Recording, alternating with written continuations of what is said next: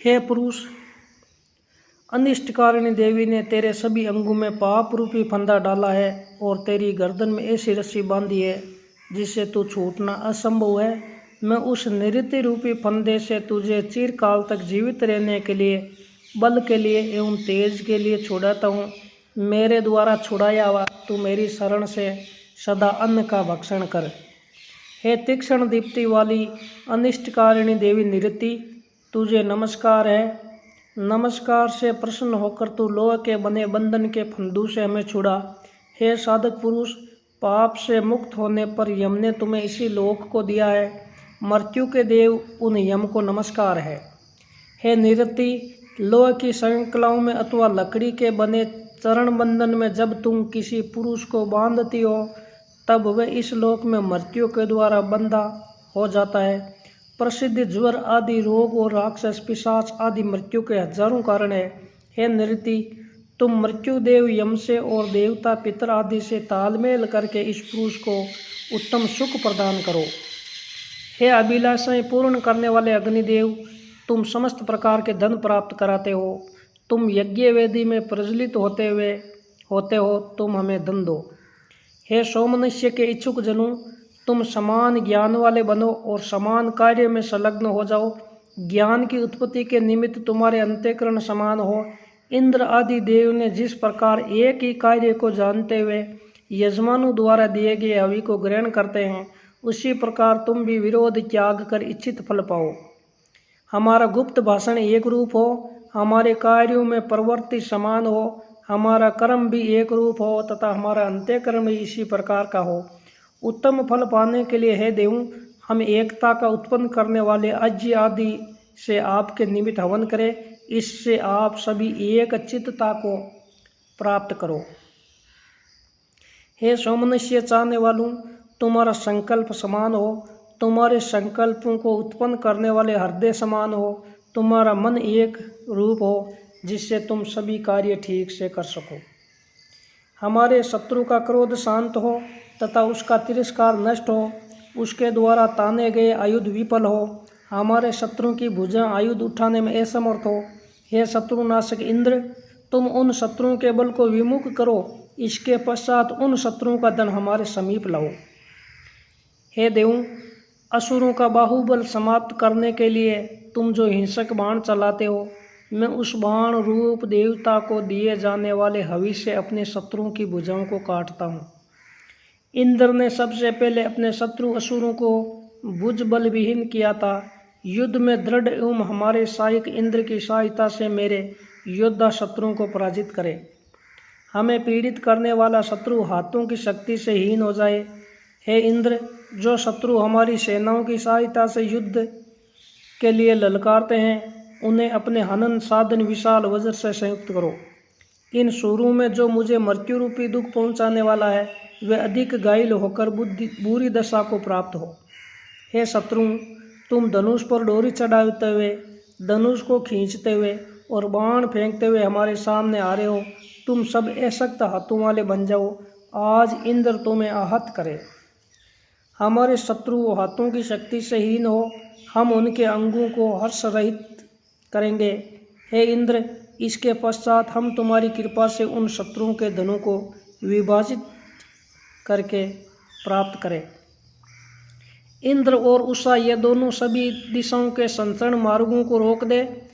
इस समय दूर दिखाई देने वाली शत्रु सेनाएं अत्यधिक मोड़ में पड़ जाए और उनमें कार्य का निर्णय करने की क्षमता न रहे। हे शत्रु, कटे हुए शीश वाले सांप जिस प्रकार हिलते डुलते हैं, कुछ कर नहीं पाते हैं, उसी प्रकार तुम जय के उपाय से शून्य होकर युद्ध भूमि में घूमो। हमारी आहुतियों के कारण मोह को प्राप्त कर उन शत्रुओं का वध श्रेष्ठ नायक इंद्र करे। हे इच्छा पूर्ण करने वाले इंद्र, तुम सोम मणि को ढकने वाले कृष्ण मृग चरम को हमारे योद्धाओं में बांधो। हमारे शत्रु हमारे सामने से भाग जाएं तथा उन शत्रुओं का पशुधन हमें प्राप्त हो।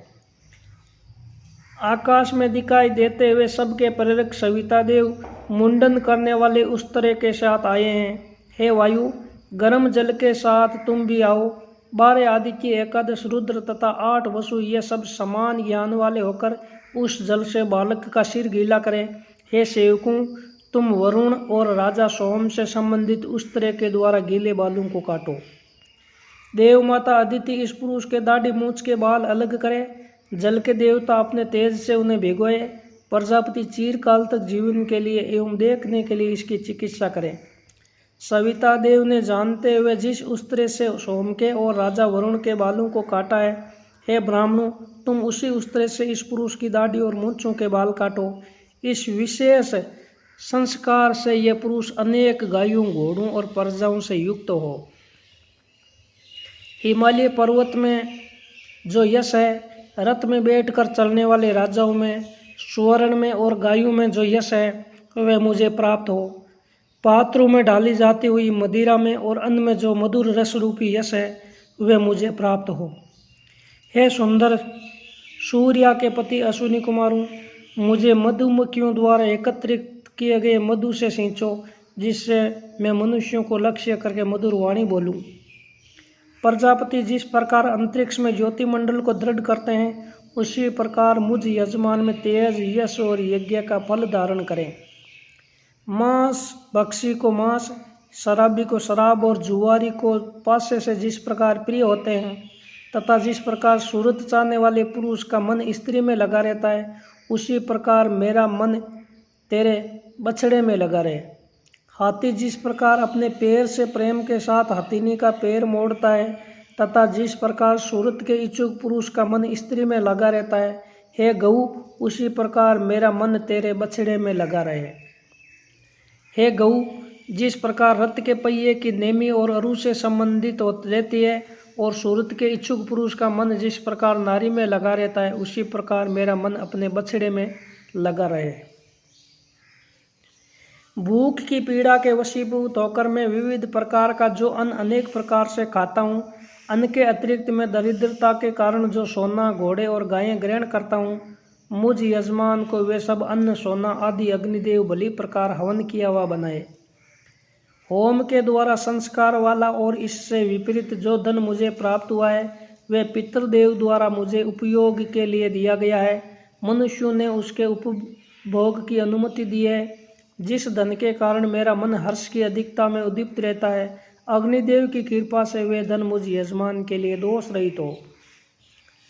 हे देवों, असत्य भाषण के द्वारा दूसरों का जो अन्न अपहरण करके मैं खाता हूँ, उसे मैं अन्न के मालिक को चाहे देता रहूँ अथवा नहीं देता रहूँ, पर मैं उसे देने की प्रतिज्ञा करता हूँ। वैश्वानर देव की अत्यधिक महिमा से वे अन्न मेरे लिए सुखकर और मधुर हो। जैसे बंधा हुआ पुरुष अपने वशवर्ती पुरुषों को लक्षित करके आसुरी माया के द्वारा अपने शरीर को प्रसारित करता है, उसी प्रकार अकोवा के वृक्ष से बनी यह औषधि अत्यार्थ अर्कमणि तेरे प्रजनन अंग अत्यार्थ लिंग को स्त्री के उपभोग के योग्य बनाए। हे साधक, जिस प्रकार तायादार नाम के प्राणी का प्रजनन अत्यार्थ लिंग वायु लगने से मोटा हो जाता है, और जैसा परस्पर नाम के प्राणी का लिंग होता है, तेरा लिंग भी बढ़कर उसी परिमाण का हो जाए। हे साधक पुरुष, पारस्वत नामक हरिण की, हाथी की, गधे की जननेंद्रिय जिस प्रकार की होती है, तथा यौवन में स्थित घोड़े की जननेंद्रिय जैसी होती है, तेरी पुरुष इनेंद्रिय भी उसी परिणाम में बढ़ जाए। वरुण, सोम एवं अग्निदेव कर्म के निमित्त यहाँ आए। बृहस्पति देव 8 वसुओं के साथ यहाँ आए। हे समान जन्म वाले बांधवों, तुम सब समान मन वाले होकर इस शक्तिशाली एवं कार्य अकार्य जानने वाले यजमान